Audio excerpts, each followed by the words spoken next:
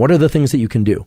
Turns out there are things that you can do, and all of the biology that underlies the utility of those things, meaning the reasons those things work, will now make sense to you because they adjust things like serotonin and dopamine, and they adjust them through very specific pathways.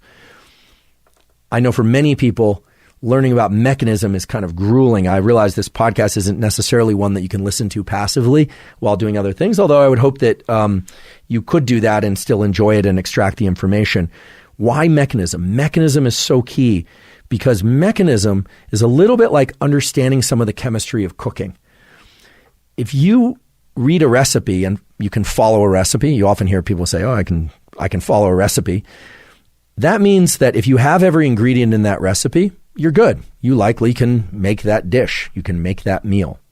However, if you understand a little bit of the chemistry of why salt has to be added third and not first, or why the heat has to be adjusted at a particular time, well then not only can you follow a recipe, but that also gives you flexibility for when salt isn't available, or when you want to adjust the flavor of the dish, or when you want to try a new dish or you want to get experimental. So when you understand mechanism, it puts you in a tremendous place of power to work with your system. So it's not just plug and chug, like take 12 milligrams of this, you either feel better or you don't. You can really start to